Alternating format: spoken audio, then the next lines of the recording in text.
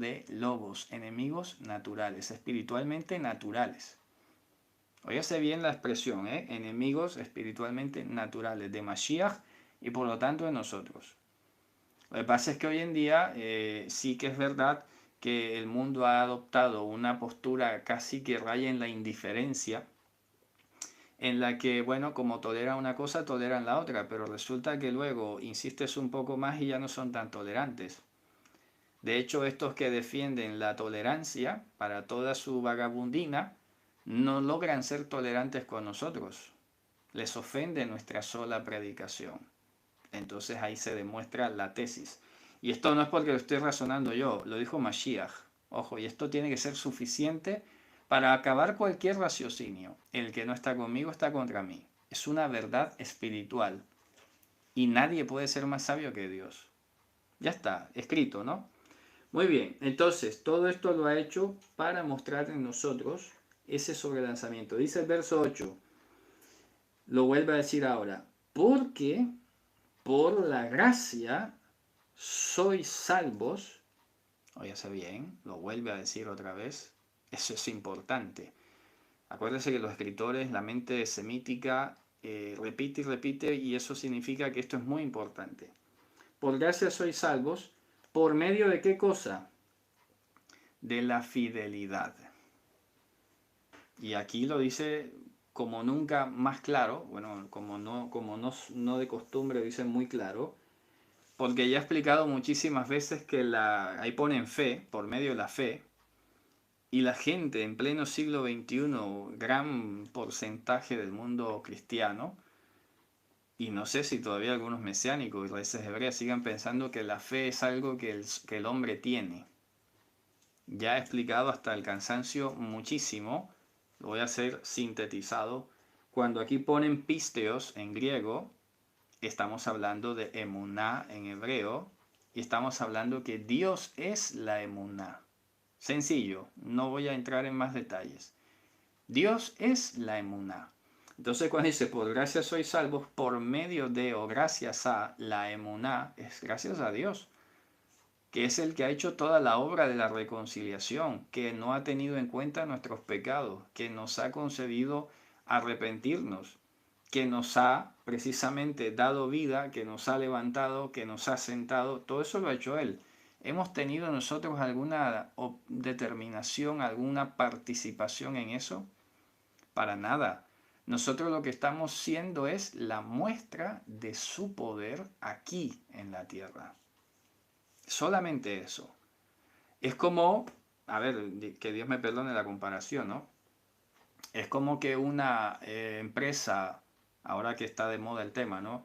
Una farmacéutica salga diciendo que tiene la cura contra el SIDA o el cáncer y escoja a un puñado de enfermos terminales de los más graves y muestre cómo funciona su medicamento.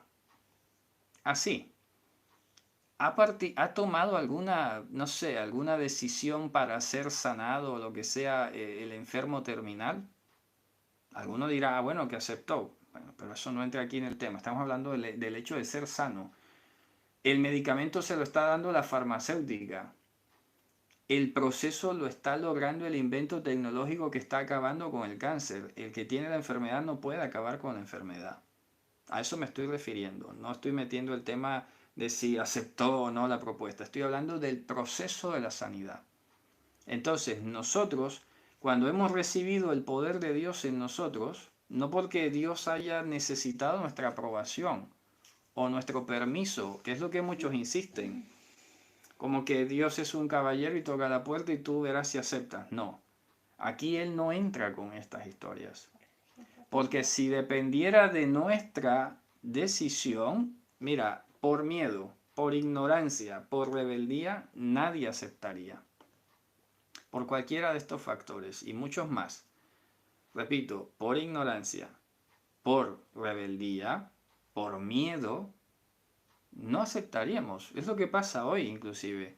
Cuando a una persona le va a aplicar un tratamiento, a veces es el simple miedo o la ignorancia que no se quiere someter a un tratamiento porque cree que le va a ir peor, por ejemplo. ¿ya? Pero resulta que, repito, si Dios esperara a que la humanidad, alguno, aceptara su aplicación, su solución, pues nadie se salvaría. Es Dios el que todo el tiempo se ha reservado un remanente. Por eso insisto muchísimo en el caso de Noah. ¿Cuánta gente ya no había vivido en el planeta en ese momento? Ya se habían, digamos, dispersado por el mundo, ¿de acuerdo? Y dice, y halló Noah gracia en los ojos de Hashem. Y ya explicamos lo que era eso, ¿no? Ya explicamos muchas veces lo que era la palabra gracia. Es básicamente la razón que lleva la voluntad divina de la reconciliación a la práctica. Y es precisamente lo que no conoce barreras. Ya lo dice la carta a los Romanos capítulo 5 que, bueno, vamos a leerlo porque esto es importante repetirlo, así como Pablo repite. Vamos a leer Romanos 5 y mira lo que nos dice aquí. Vamos a leer el versículo 6, Romanos 5, 6. Porque Mashiach, cuando aún éramos débiles es que no teníamos ningún tipo de capacidad de actuación, a su tiempo murió por los impíos. Ciertamente apenas moriría alguno por un justo, con todo, pudiera ser que alguno osara morir por un bueno.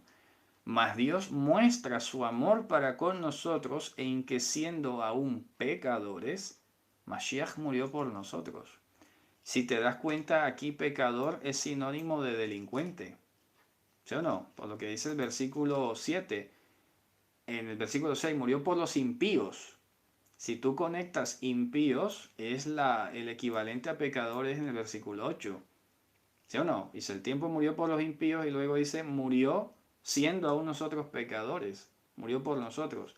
Pues mucho más estando ya justificados en su sacrificio, en su sangre, por él seremos salvos del repudio, de ese repudio venidero que ya estuvimos hablando aquí.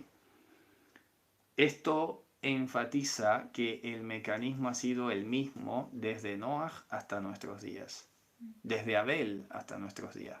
Porque aquí dice la carta a los hebreos, que fue por la emuná, gracias a Dios, que Abel, ofreció un más excelente sacrificio que su hermano. ¿Qué lo hizo? Yo siempre pongo ese ejemplo. No es que Abel fue más genio, ni tuvo una mejor visión o fue más inteligente, porque entonces, repito, el asunto caería en un asunto, en una cuestión de materia gris. Entonces Dios salva a los que tienen mejor materia gris, mejores conexiones neuronales, que se pillaron que eso era lo mejor. ¿Sabes? Porque eso es lo más fácil decirlo. Ese es malo porque no escogió a Dios. No, ¿por qué no lo escoge? ¿Y por qué este sí? Si hablamos de escoger. ¿No será más bien que es que Dios es el que ha marcado la diferencia? Por eso dice, ojo, por la fidelidad, por Dios, fue que Abel ofreció un más excelente sacrificio. Y toda la cadena de Hebreos capítulo 11 es igual. Por la emuná, Abraham tal cosa. Por la emuná, Isaac tal cosa. ¿Qué significa eso? Que es Dios todo el tiempo el que los sostuvo. Es Dios todo el tiempo el que los hizo ser diferentes. Así que esos santos, junto con nosotros, en su momento, también fueron levantados, también recibieron vida, también fueron sentados. Y ellos también, por eso dice Mashiach, ¿no? Todos ellos, en la carta de los Hebreos lo dice, todos ellos murieron sin recibir lo prometido. Y dice que nosotros no somos mejores que ellos. Imagínate.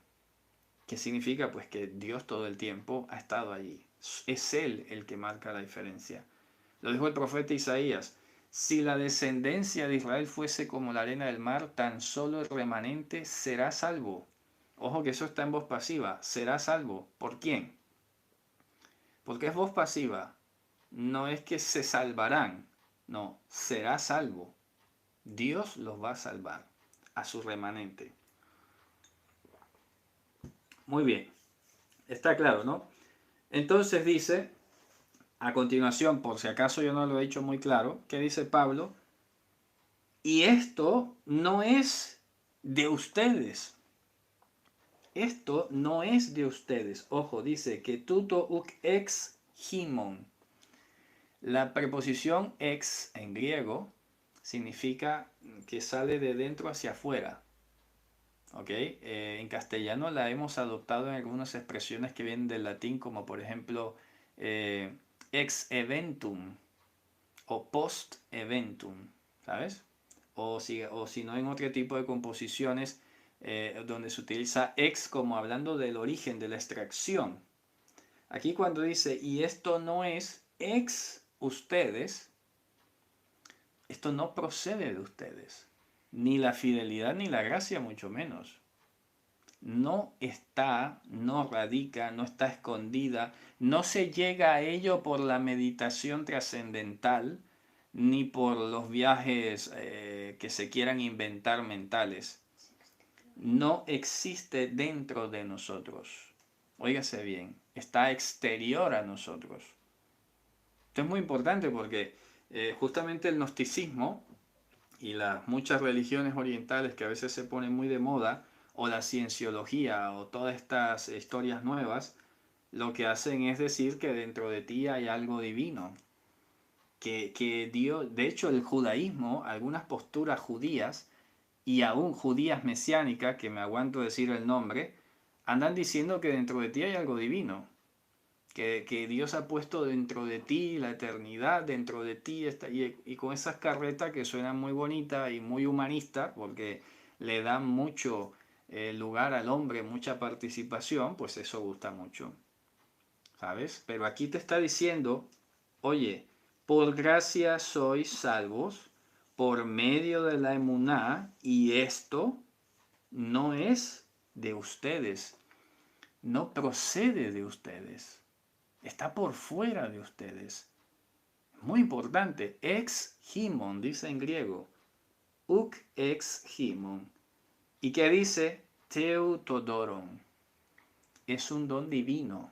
Por si acaso no ha quedado claro. Si estás confundido de quién era la emuná de la que hablaba aquí, si todavía pensabas que era del hombre, pues no, ya te lo he dicho de dos maneras distintas. Esto no es de ustedes, no procede de ustedes, sino que además es un don divino. Teutodoron. Ya está. Esa es la intervención del poder que rompió el eón que había dentro de nosotros. ¿Se acuerdan que eso lo hablamos, ¿no? El capítulo 1, cómo efectivamente en el capítulo 1, versículo 1, en el 2, perdón, vamos a ver, cuando dice que nos, vamos a que lo tengo por acá señalado más claramente en mis notas, que y hacíamos esa comparación con el eón de este mundo, ¿se acuerdan? Y efectivamente eso se encuentra en el versículo 5 y 6, pero dice, sí, el oye, teos que padre quiere, lo te hacen en paz y lo llevan a ver qué. Pero catabólicos, en el versículo 9 también aparece, ¿de acuerdo? ¿Cómo es en contra del eón de este mundo que él, su poder, vino a actuar en nosotros, derrotando precisamente toda esa trama, todo ese tipo de cautividad, todas esas formas, digamos, aquí estamos en el capítulo 2 también, en el versículo, en el 1 precisamente, ¿no? En el 2.1 dice, en los cuales todos nosotros nos dábamos vueltas según el eón de este cosmos, en el 2.2, Efesios 2.2, ahí lo está bastante claro. Entonces, esa premisa del capítulo 2, versículo 2, la está concretando aquí en el 2.9, en el 2.8. Esto no es de ustedes, es un don divino. Porque solamente un poder sobrenatural y por fuera de esta creación podía derrotar a esta creación. Por eso es que dice en Hebreos, una vez más, que por medio de la muerte vino a derrotar al que tenía el imperio de la muerte, pero por el poder de una vida indestructible. Oiga, que eso a veces se lo olvida a muchos, ¿no? Por el poder de una vida indestructible.